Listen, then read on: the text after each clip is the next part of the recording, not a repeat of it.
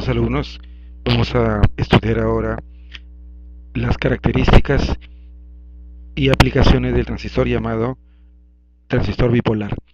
El transistor bipolar se inventó el año 1947 en el laboratorio de la empresa Bell Telephone y permitió disminuir el tamaño del hardware y también ahorrar potencia eléctrica, así como aumentar la velocidad de procesamiento. Antes de los transistores se usaban los bulbos de vacío y con el transistor se consiguió justamente simplificar el hardware y sobre todo más adelante inventar los llamados circuitos integrados o chip, que actualmente integran varios millones de transistores. El transistor bipolar se obtiene de combinar tres capas de semiconductor N y P, y puede trabajar como interruptor, puede trabajar como amplificador y puede trabajar como regulador. Tiene diversas presentaciones según la potencia que puede proporcionar el transistor. Los terminales se denominan el terminal base, el terminal colector y el emisor. El emisor viene a ser la fuente de electrones o de huecos, que luego al recibir tensión continua van a permitir generar una corriente electrónica en su interior. El transistor bipolar, por lo tanto, puede ser hecho a partir de una base de silicio o una base de germanio. Las uniones, hay dos uniones muy importantes que se denominan la unión J1, que tiene que ver con la base y el emisor, y la unión J2, que tiene que ver con la base y el colector. Hay dos clases de transistores bipolares y vienen a ser el transistor PNP, una capa N entre dos capas P, y el transistor NPN o una capa P entre dos capas N. Tiene este símbolo electrónico que diferencia los dos tipos. Para poder conseguir el funcionamiento del transistor se le aplica tensión continua y de esa manera podemos generar una corriente de huecos y electrones en el interior del dispositivo. Al aplicar continua podemos evaluar la corriente del emisor, la corriente de base y la corriente de colector. La corriente de colector es proporcional a la corriente de base y esta constante se denomina ganancia de corriente y es un parámetro especificado por los fabricantes de los transistores. En el caso de un transistor NPN se aplicarán de esta manera las tensiones continuas y a partir de ahí se va a obtener o generar una corriente de base, una corriente de colector y una corriente del emisor. Una primera ecuación que nos relaciona las corrientes viene a ser esta. Las ecuaciones básicas a tomar en cuenta las tenemos acá. La corriente de colector proporcional a la tensión base emisor y al voltaje térmico mediante esta exponencial. Esta constante se llama corriente de saturación y la corriente de colector viene a ser como la cantidad de electrones que se logran recolectar en el colector y de ahí viene su nombre. Luego tenemos la corriente de colector proporcional a la corriente de base con la ganancia de corriente y por último la corriente del emisor. Existen unas gráficas típicas para los transistores bipolares. En este circuito de entrada, aplicando una fuente continua variable, se pueden tomar valores para la corriente de base y el voltaje entre la base emisor. Si el transistor es de silicio, va a haber una corriente de base cuando el voltaje aplicado supere o sea mayor a la tensión base emisor. Esa sería la ecuación fundamental a aplicar en el circuito de entrada. En el circuito de salida, también aplicando la ley de voltajes de Kirchhoff, podemos calcular la corriente de colector y también medir el voltaje entre el colector y emisor, tomando como referencia una corriente de base que tenga un valor constante mediante este circuito, podemos medir diferentes valores de I de colector y la tensión colector-emisor, y la corriente tendría este patrón. De igual manera para estas otras dos corrientes de base, la corriente de colector crece o varía en forma proporcional, luego mantiene un valor casi constante y por acá aumenta drásticamente.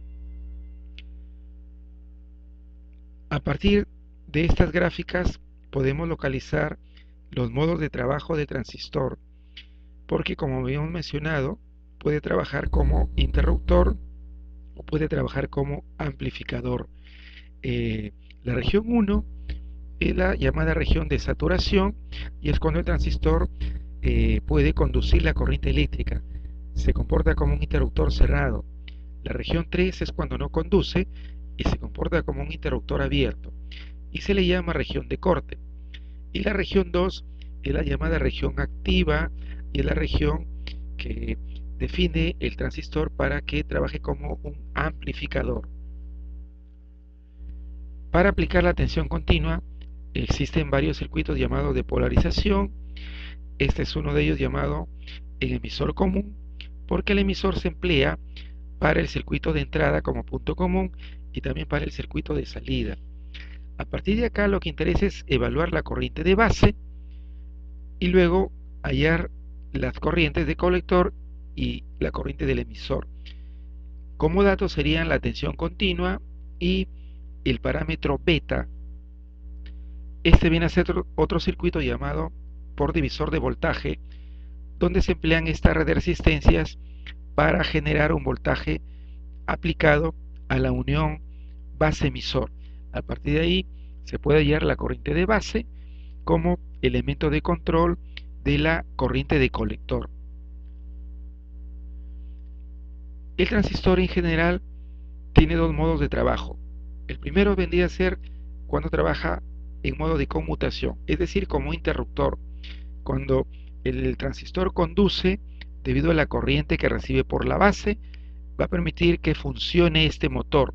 Ahí el transistor va a estar en saturación o como un interruptor cerrado. Pero si es que aumenta esta resistencia drásticamente, de tal modo que la corriente de base se aproxime a cero, el transistor no conduce y por lo tanto dejaría de funcionar este motor. Ahí el transistor estaría trabajando en modo de corte. En esta gráfica, el transistor debe pasar de la zona de saturación a la zona de corte, es decir, conducir o no conducir la corriente eléctrica. Este diagrama nos resume el modo de trabajo. A ver, en modo de corte, cuando el voltaje aplicado a la base es aproximadamente 0 voltios, y si le aplicamos un voltaje mucho mayor, va a lograr conducir y se comportaría como un interruptor cerrado. Eso viene a ser una de las aplicaciones del transistor como un interruptor electrónico, es decir, no conduce la corriente eléctrica y en este caso sí conduciría o dejaría pasar la corriente eléctrica que viene por esta rama y por lo tanto la carga que se coloque en esta parte podría funcionar. El segundo modo de trabajo es como amplificador, cuando se le aplica una señal muy pequeña de unos 2 milivoltios y en la salida se obtenga una señal multiplicada de repente de 100 veces más, y para ello se necesita usar un circuito de polarización, que en este caso sería el circuito por divisor de voltaje. Existe una denominación particular a unos parámetros que definen el modo de trabajo del transistor. Eso se conoce como el punto de reposo o punto Q para un transistor bipolar, que vienen a ser tres valores que dependiendo de dónde se localice podemos interpretar el funcionamiento. Si está en esta parte central estaría en la región activa y por lo tanto el transistor trabaja como amplificador, pero si se localiza en esta parte estaría en la región de saturación como un interruptor cerrado, y si se va al otro extremo en la región de corte como un interruptor abierto. Entonces, cuando se diseñan los circuitos, se define el lugar del punto Q. Todos los lugares del punto Q equivalen a una recta. En clase demostraremos esa ecuación llamada recta de carga. Para analizar un circuito con transistores, podemos plantear ecuaciones en el circuito de entrada, es decir, entre la base y el emisor, y luego en el circuito de salida, es decir, entre el colector y el emisor. A partir de ahí podemos evaluar la corriente de base o la corriente de colector, ubicar el punto Q y por lo tanto interpretamos el modo de trabajo como amplificador o como interruptor. Esta es una aplicación para controlar el funcionamiento de un relé. El transistor, al conducir, cierra el relé y si no conduce, el relé se abre porque no habría corriente por el colector.